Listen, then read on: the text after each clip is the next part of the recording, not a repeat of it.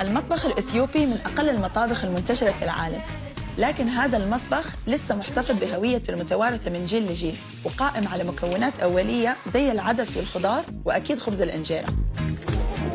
اليوم إحنا بجمة عشان نكتشف أشهر نوع فاكهة عالمياً، القهوة. أنا أتوقع إنه هذا أحلى فود داي. هنروح نقابل واحد اسمه يارد، هو وعيلته. يارد عنده مزرعة قهوة يشتغل فيها هو وزوجته وأولاده الاثنين. يارد وعيلته من 15 مليون أثيوبي اللي بيشتغلوا بزراعة وقطف نبتة القهوة.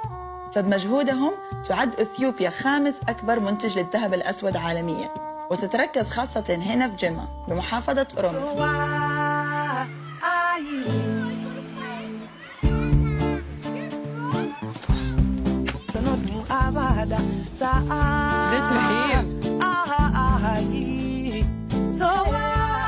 Hello. Hi. Yared, we're so excited about learning everything about the coffee world. What's the first thing that we're doing today? ቅርጫቱን ይዘን ወደ ቡና ለቀማ እንሄዳለን። قهوة في أثيوبيا، منبع القهوة. يا جماعة احنا دائما نقول افريقيا ما عندهم موية وعندهم جفاف، شوف سبحان الله أنا في جنة الله. Yared, how many types of coffee you guys have here? በቡና ደረጃ ጥራት ደረጃ የሲዳሞ ቡና አንደኛ ነው። የሐረር ቡና በደረጃ ከኦሮሚያ ሪጅን። يا جماعة أظني إلين دحين مقطفة حق كاسة كابتشينو محترم. Yared, you want your children to take over this business and do what you're doing right now? በጣም Big time? They're already here. Big time. ህይወቴ ፍጻሜ ከቡና ጋር ነው። بس صدقوا بنات والله يعني الواحد دائما يشوف قهوة سوداء، بس ما كنت أدري إنه في الطبيعة في الأصل لونها مرة حلو أحمر. شوفي شكل البز. اوف الا والله هذه الكوفي بين بس مو مستوية. حالية. صح؟ شايفاني يعني مو قهوة. دحين صدقت لما يقولوا القهوة فاكهة. بنات؟ إيش؟ قاعد اشم ريحة قهوة مرة قوية. هي تطلع ريحتها بعد التحميص. طب يلا تحمست. አሁን መሄድ እንችላለን ወደ አልጋ ሄደን ማንጠፍ እንችላለን። اوكي اوكي اوكي. Let's do this.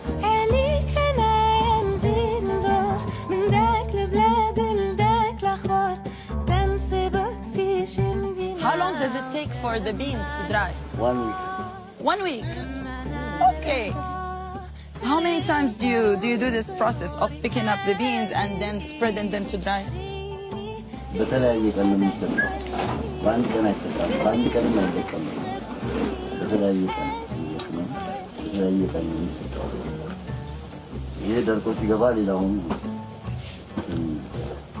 Shaina, so we heard a lot of the coffee ceremony. Can you show us how does it happen? What do you do?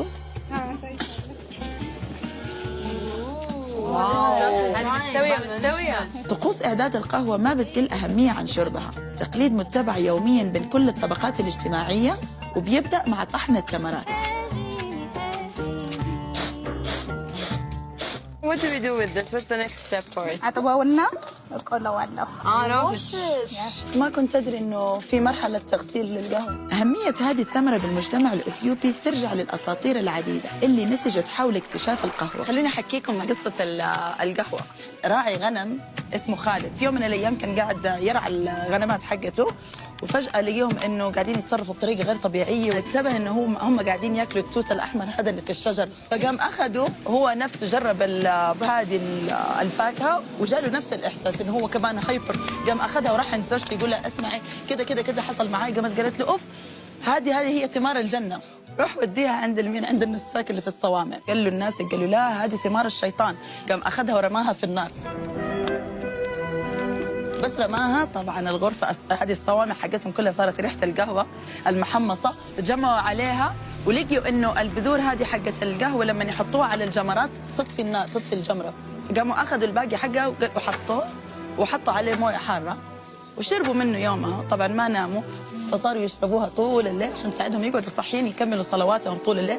شكرا يا غنمات. يا جماعة ريحة القهوة مو بس تموت، أحس خلاص أبغى أشرب ماني قادرة. واو اللحظة المنتظرة صراحة يا جماعة جوهم نار.